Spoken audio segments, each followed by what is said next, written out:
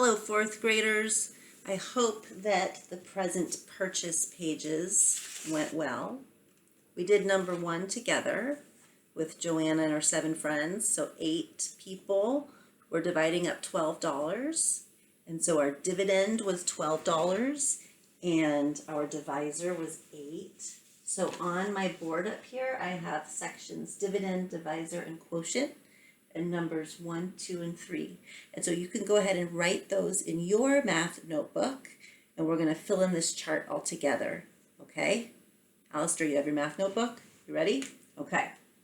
For number 1, for where it says dividend, it was $12. Oops. Huh. That's funny. $12. The divisor was 8 people. Right? And we did that math and we got $1.50 as our quotient. Okay, now number 2 said, another 8 students overheard Joanna's conversation and wanted to participate in the gift giving as well. If 16 students wanted to buy the hardcover book, how much would each need to give? So you could have used this information from number 1 to solve number 2. The dividend stayed the same, but the divisor doubled. And when the divisor doubles, there's more people to share the money, the quotient goes in half. Because this doubled, the amount each person has to give is half the amount as before. So hopefully for number 2, you got 75 cents. Okay. Number 3 said, the 16 students decided they wanted to purchase the book's sequel, 2, which cost another $12. How much would each student need to give to buy 24 books? So here our dividend has doubled. Put that next to number 3. And our divisor has stayed the same.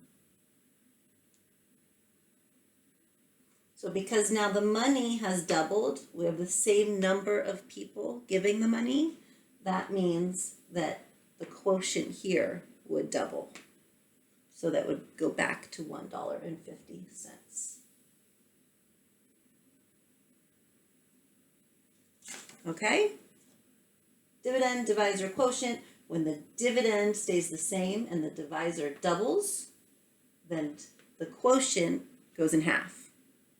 But when the dividend doubles and the divisor stays the same, then the quotient doubles. Okay, I'm going to pause it and erase my whiteboard. Hello again. Okay, number 4. After much discussion, the group decided that Joanna and her original 7 friends would purchase 1 book and the other group would get a different gift.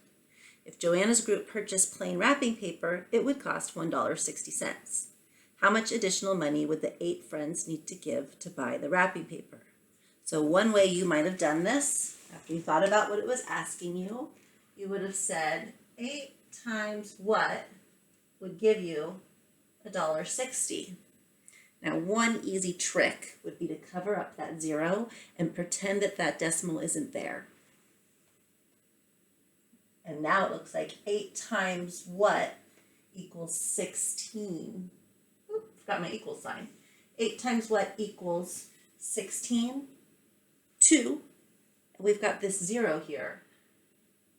We're going to attach that 0. Now, does it make sense that 8 times 20 would be $1.60? No, we need to put that decimal back. So because we were 2 decimal places over to begin with, we go 2 decimal places over to get to there, and our answer was 20 cents. Or you might have done it a different way. This is not how I would have done it, but maybe you did, and that's okay, is you said 8 times 10 cents equals 80 cents. So 8 times 20 cents, because this doubled, this would double.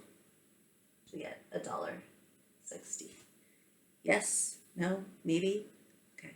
Lots of different strategies. This way up here, where you just cover up the zero, ignore the decimal, and ask yourself what this number over here, the divisor, to get you to your dividend. I think that that is the most simple way for me. So let's do one more. One friend mentioned that she saw glitter wrapping paper for $3.20. If the 8 friends chose this paper, how much would they spend on it? Ooh, glitter wrapping paper. That can be messy. Okay, so our dividend is $3.20.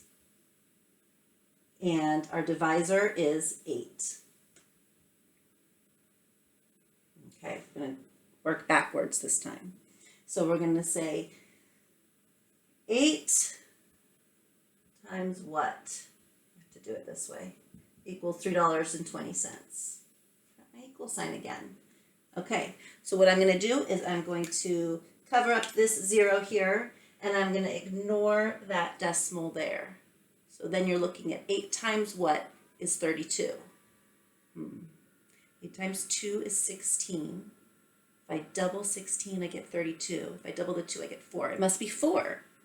So I'm going to put 4 here. But 8 times 4 is not $3.20. We have to remember to attach that 0 and to give it the decimal. 40 cents is our answer. Okay. And that last one, $6.40 divided by 8. Think of 8 times what is 64.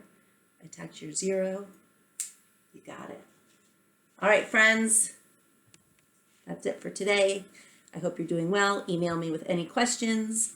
Ochi wants to say nothing. He's taking a nap, as usual. Hope you're well. Talk to you later. Bye.